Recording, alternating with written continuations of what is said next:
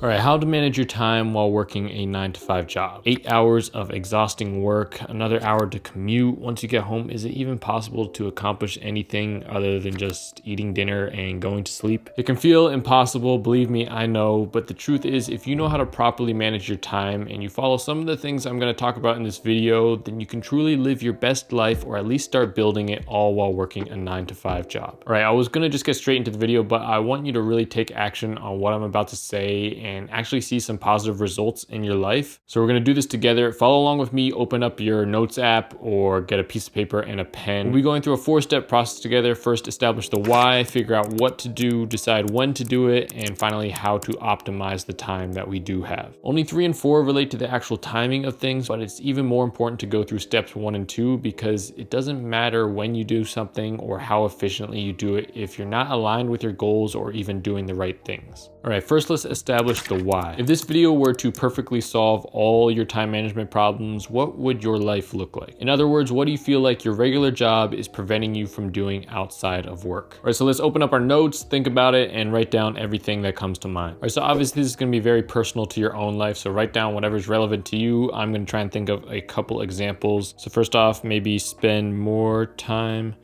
with friends and family, get into better shape / health, start reading more books, maybe learn how to play the piano better, improve my Japanese speaking skills, grow my YouTube channel / business so that I can eventually quit my 9 to 5 job, become a minimalist, and get rid of the junk in my life. My room's a mess, my closet's a mess. I got so much stuff, too much stuff. All right, so at this point, hopefully you have a pretty good list going, and now we're gonna go through and circle, or in my case, bold, 3 things that are the most important, or I think would have the biggest positive impact on my life if I was able to do them. All right, so for me, definitely getting into better shape / health would be pretty impactful. Yeah, spending more time with friends and family, I should change that to quality time because quality over quantity. Start reading more books, learn how to play the piano better, improve my Japanese speaking skills, all good. I definitely have to bold growing my YouTube channel. If I'm able to do that, that would probably, help a lot of the areas of my life. Yeah, I'll bold spend more quality time with friends and family. Those are my big 3. All right, so once we have our main 3 goals, or I guess the things that we want to be able to spend more time on, I want you to pick one of those 3 that you circled or bolded and put a big star next to it. And this will be kind of what you think would have the biggest impact on your day-to-day life, the biggest positive impact if it were to happen, right now. I think for me, all of these are definitely very impactful. I think I will again say that growing my YouTube channel business so that I can eventually quit my 9 to 5 job would have probably the most significant impact on my day-to-day life. It means I would have more time, hopefully, to spend quality time with friends and family, get into better shape, health, and the benefits of that will kind of spread to everything. But figure out what that is for you. All right, so now that you've circled or bolded the 3 things that are the most important to you, look at everything else that you didn't put in bold, select it, and delete it from your list entirely. All right, so now that we're left with our top 3, try to pick one that you think would have the most significant positive impact on your life if it were to come true in this very moment. And for me, all of these, of course, will be impactful, but definitely if I'm able to grow my YouTube channel / business and quit my 9 to 5 job, I think that would have the biggest impact on my day-to-day life. So I'm going to star that one. And if it was pretty easy for you to pick which thing to star and you feel like that's pretty significantly more important than the other 2, you can even take it a step further, and it'd be ideal, honestly, if you can cross out the other 2 and just be left with one priority here. If all 3 of them are of pretty equal importance to you, that's okay, you can keep all of them, but the fewer the better. Bear with me, don't freak out. It doesn't mean that everything you crossed out is gonna get completely ignored and never happen. In fact, I actually think it'll be the complete opposite. When we spread our focus among too many different things, we end up not getting very far in any of them. But if we can really dial in, focus on one aspect of our life and make significant progress, that progress will be contagious and naturally spread to the other areas of our life. Before we go any further, I'd like you to take your first step and comment down below those 1 to 3 main priorities or goals or reasons why we want to improve our time management down below. Pause the video and do that real quick. Next, we need to figure out what to do. Think about your main goal that you started and write down all the possible things you could do to progress in that area of your life. If you have 3 goals, you can do it for all 3, but at least for that top priority that you started. All right, so let's say, for example, your main goal was to get into better shape, improve your health. What are some of the things we could do with our time to, progress in that area? All right, so let me think. We could watch YouTube shorts on the best workout routines. We could watch videos on the best diets to lose fat. Could browse the internet for the best workout clothes. We could go to the gym, quickly search up a routine and just start working out. We could go to the grocery store and shop for better food. We could also watch videos on how to cook a healthy meal. We could search through YouTube for the best workout routine for optimal muscle growth. We could also spend our time meal prepping for the week. All right, so now try to identify the task that will have the largest impact on your progress. And this can be kind of tricky. In this case, all of these look like they would probably provide, some benefit and create some progress towards our goal, but we have busy lives and not enough time to do everything. So that's why we need to prioritize the task that will give us the highest return on our time. In this example, I would say just going to the gym, quickly searching up a routine and just starting to work out would probably be the most impactful. So I'm gonna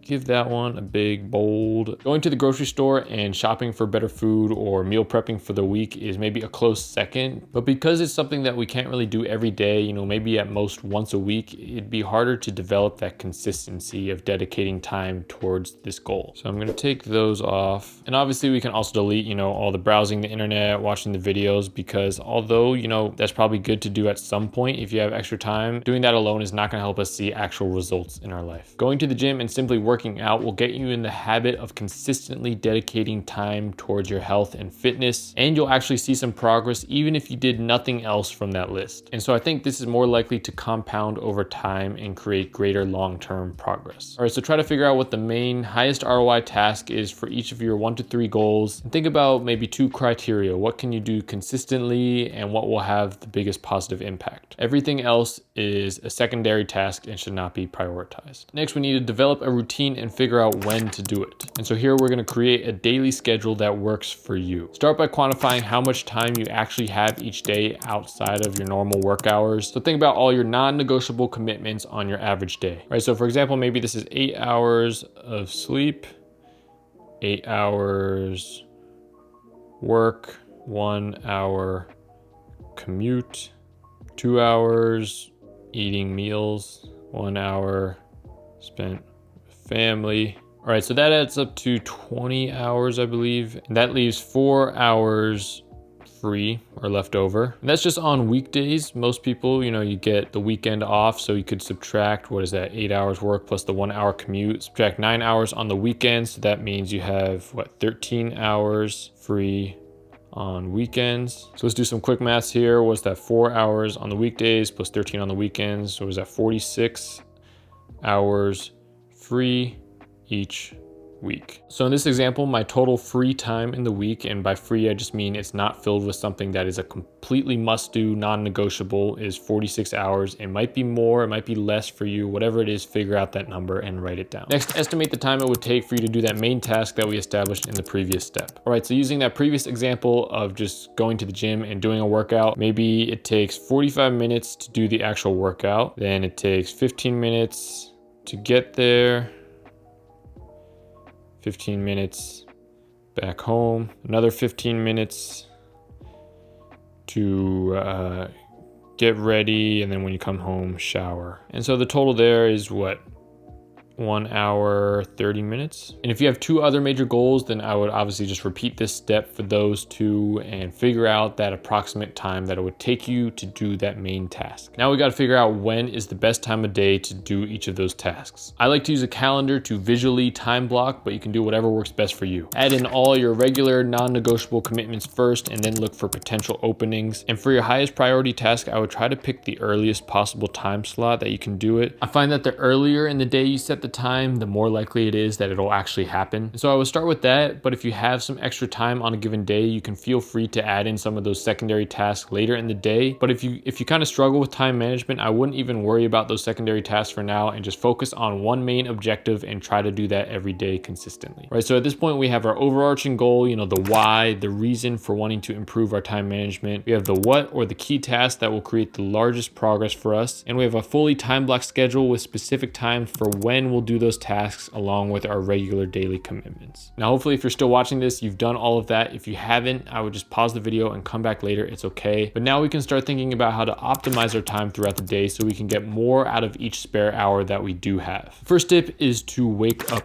early. Try waking up 1 to 2 hours earlier and get your most important tasks done before you have to go to work. Those big impactful tasks tend to take more effort and brain power, and so I find that the later in the day I wait to do them, the less likely it is that I'll actually end up doing it. Mornings are also usually more consistent for people, whereas in the evenings it's a lot easier for random spontaneous things to pop up. Next, make sure to use weekends to create the life that you want, not escape the life that you have. If you want to get more out of life, you need to take advantage of your days off from work. Yes, it's important to take time to rest and recover, but I would also avoid activities that hurt your recovery, your health, and your productivity. This one is definitely easier said than done because I think we've been programmed from a young age that weekends are for fun, the weekdays are for work. But every day is kind of the same. It's really just another day. So what really changed it for me was treating the weekends as a work day, but instead you're working for yourself and not anyone else. Tip number 3 is to use breaks wisely. It's understandable if you're tired after a long day of work, you deserve some time to rest and recharge. The key is to do something that is actually restorative and doesn't just further drain your energy, like sitting on the couch watching TV or scrolling on your phone. Some great options that I do during my break times or when I feel like I need to rest and recover are taking a walk outside, meditation, breathing exercises, or stretching. Tip number 4 is to learn to say no. Avoid overcommitting yourself and preserve your time. The truth is that you can't do everything, so if you feel like you don't have enough time to do the things that you want, you may have to simply cut out some activities that are taking up your time but not adding much to your life. You probably already know what that is for you. For me, it was watching TV for 1 to 2 hours a day or playing video games. Saving 1 to 2 hours here and there might not sound like a lot, but if you use that time wisely and focus on the right things, it'll add up and has the potential to be life-changing. Tip number 5 is to multitask in certain cases. Yes, most of the time multitasking will just hurt your productivity, but there are certain situations where I think it's okay and you just got to be kind of strategic about it. Pick only times when you don't really have to fully focus on one thing and could potentially stack another beneficial activity on top of it. So an easy example that I do a lot is listening to an educational podcast or audiobook during your commute, at the gym, while you're showering, or even washing the dishes. Whether your main goal is to go to the gym, get in better shape, spend more quality time with family, start that YouTube channel or that business, even if you've gone through this entire video, you know what to do, when to do it, you've planned out the whole schedule, you've made the time, it doesn't matter if you can't stay focused and tune out distractions. Being able to get into a focused state and stay focused is so important. I made a full video talking about all the things I do to stay focused, so if you're interested, you can watch that here. As always, do something today that your future self would thank you for.